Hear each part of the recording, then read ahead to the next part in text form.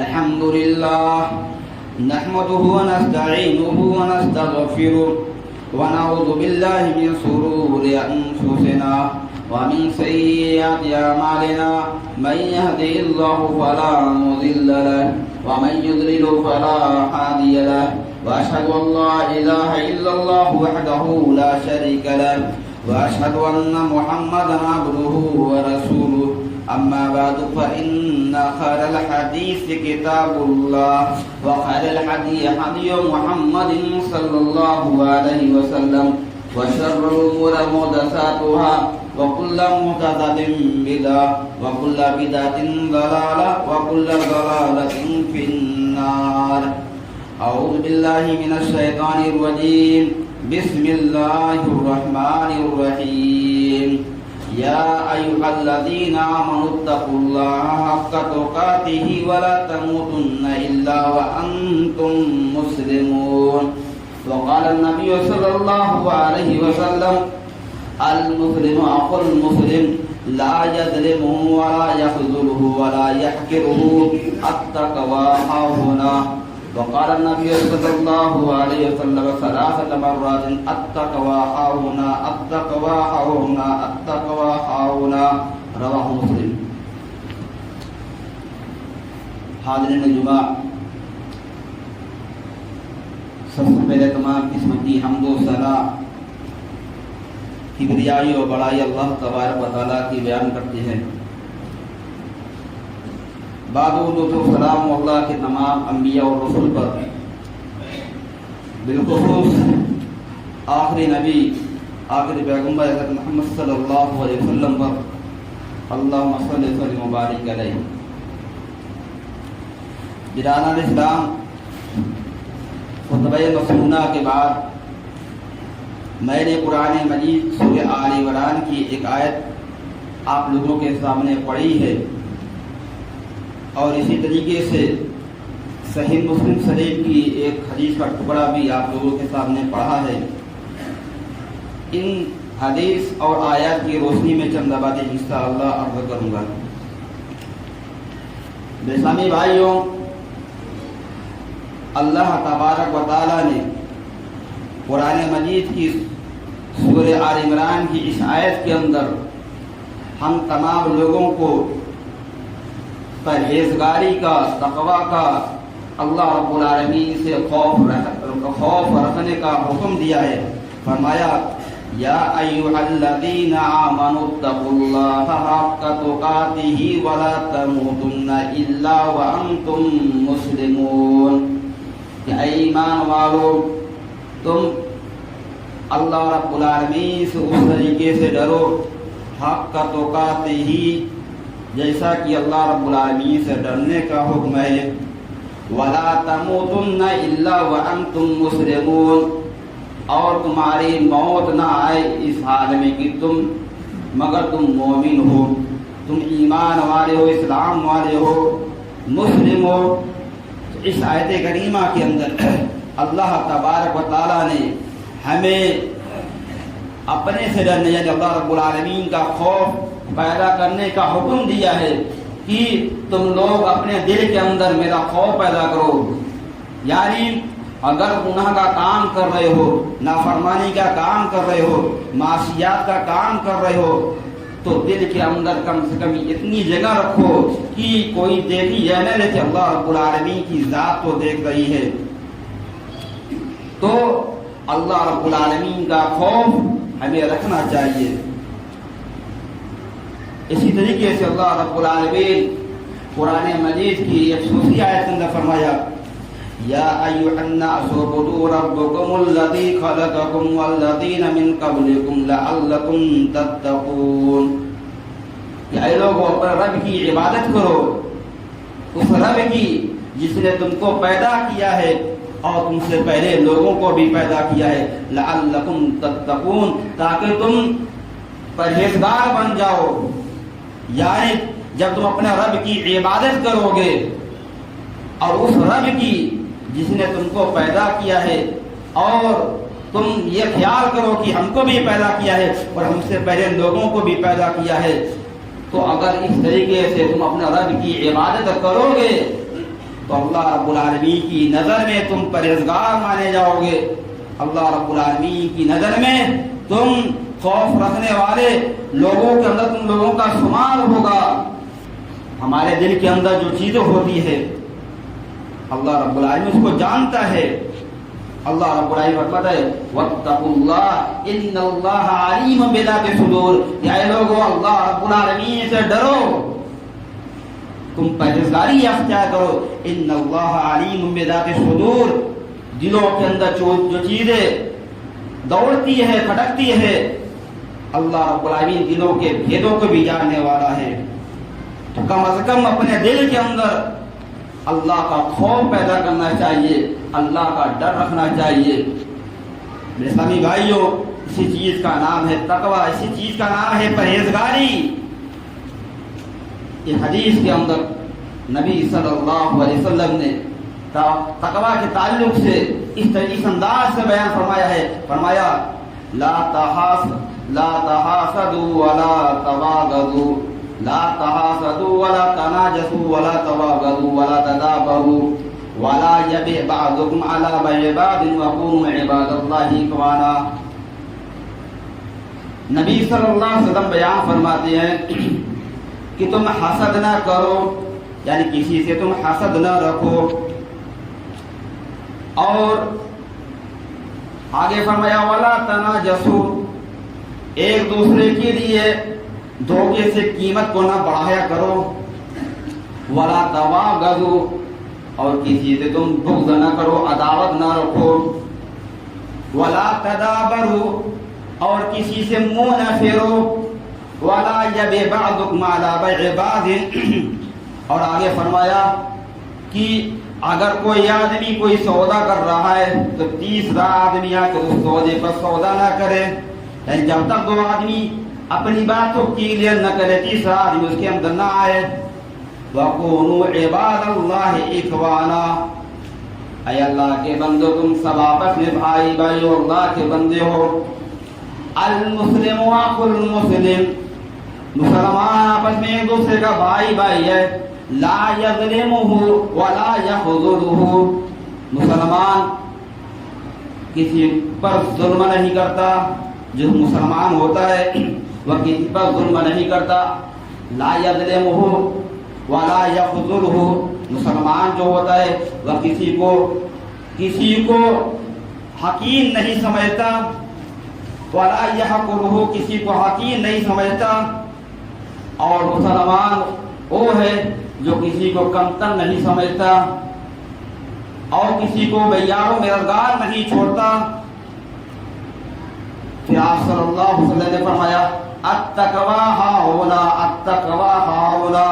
التقوی ہاہنا، پرہیزگاری یہ دل کی طرف ہے، یعنی نبی صلی اللہ علیہ وسلم نے اپنے دل کی طرف اشارہ کیا اور کہا کہ جو پرہیزگاری ہوتی ہے ان چیزوں کے اندر یہ دل کی طرف ہوتی ہے، یا یہ تمام برائیاں چاہے بغض ہو، چاہے کسی کو حقیر سمجھنا ہو، یا اسی طریقے سے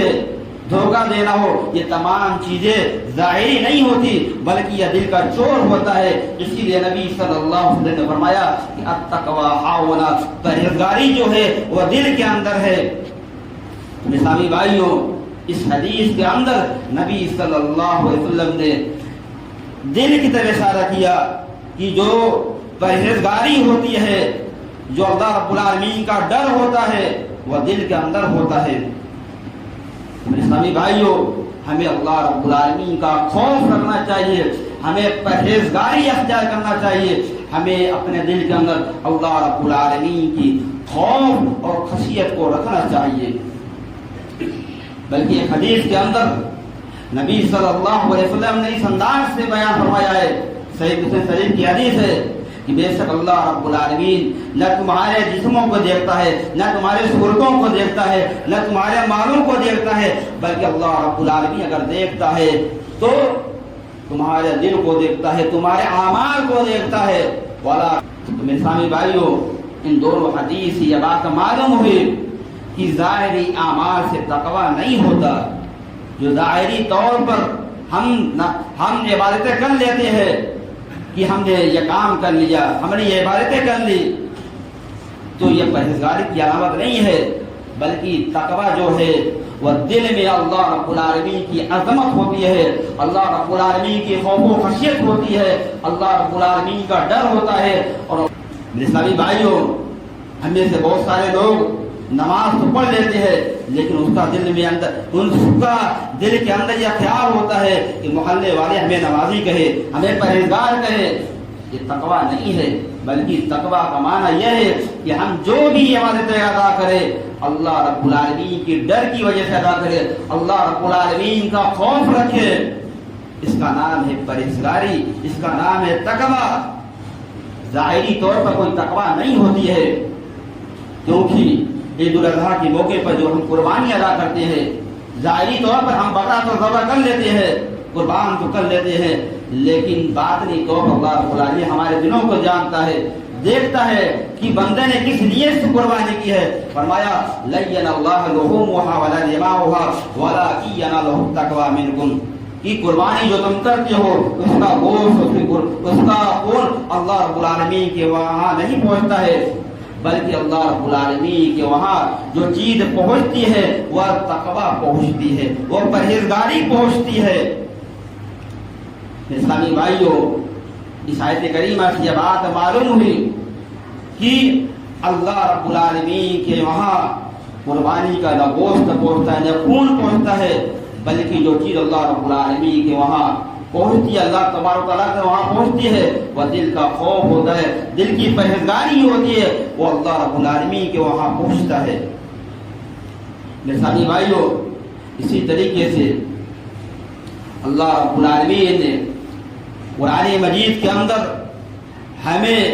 معاشیات، نافرمانی کے کاموں اور ظلم و زیادتی کاموں والوں سے منع فرمایا ہے، اور ساتھ ہی ساتھ اللہ رب العالمین نے ہمیں تقوی کا حکم دیا ہے۔ یعنی کہیں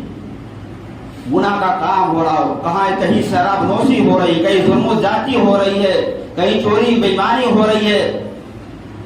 تو اللہ رب العالمین نے کہا کہ تم ان لوگوں کی مدد نہ کرو جو گناہ کا کام کر رہے ہیں، جو ظلم و زیادتی کا کام کر رہے ہیں، جو نافرمانی کا کام کر رہے ہیں۔ اللہ کہتا ہے کہ تم ان کی مدد نہ کرو، اور آگے فرمائے واتقوا اللہ، اللہ سے ڈرو، فرمائے ولا تعاونوا علی الاثم والعدوان واتقوا اللہ، کہ تم ان لوگوں کی مدد نہ کرو جو گناہ کا کام کر رہے ہیں، جو نافرمانی کا کام کر رہے ہیں، جو ظلم و زیادتی کا کام کر رہے ہیں، تم ان لوگوں کی مدد نہ کرو۔ فرمایا واتقوا اللہ، اللہ سے ڈرو، یعنی اللہ کا خوف رکھو، پرہیزگاری اختیار کرو۔ میرے ساتھی بھائیوں، اسی طریقے سے اللہ رب العالمین نے ہم تمام لوگوں کو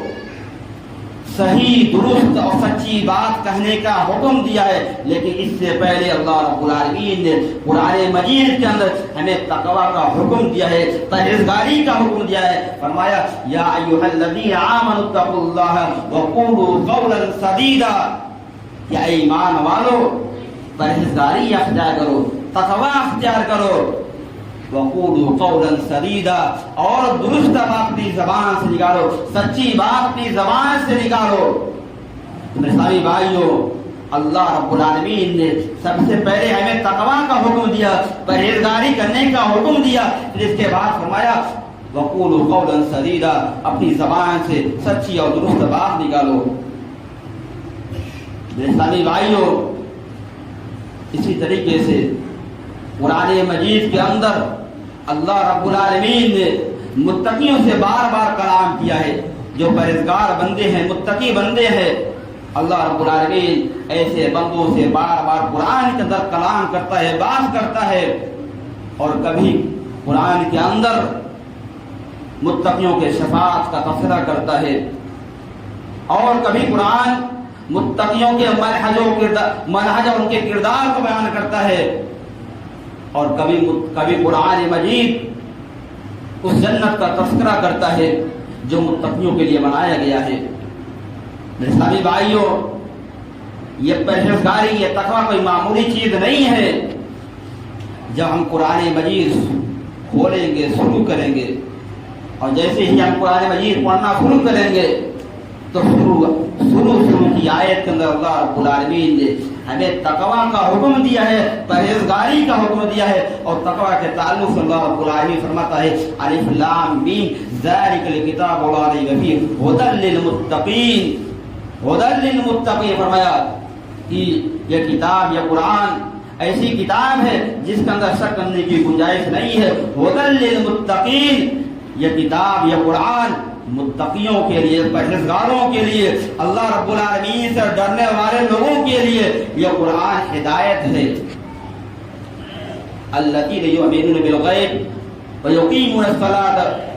جو غیب پر ایمان رکھتے ہیں، نمازیں قائم کرتے ہیں، اور اللہ رب العالمین نے جو مال و دولت دیا ہے اس میں سے اللہ رب العالمین کے راہ میں خرچ کرتے ہیں۔ والذین یؤمنون بالغیب والذین یؤمنون بما انزل الیک وما انزل من قبلک وبالآخرۃ هم یوقنون، اور اللہ رب العالمین نے جو کتابیں نازل کی ہے قرآن سے پہلے، اور جو قرآن، جو آسمانی کتابیں نازل کی ہے، ان تمام کتابوں پر جو ایمان رکھتا ہے اور آخرت پر ایمان رکھتا ہے، فرمایا اولئک علی ھدی من ربہم واولئک هم المفلحون، یہی لوگ اپنے رب کی جانب سے ہدایت یافتہ ہے اور یہی لوگ کامیاب ہونے والے ہیں۔ یعنی متقی اور پرہیزگار لوگ اللہ رب العالمین کی نظر میں کامیاب ہے۔ میرے اسلامی بھائیوں،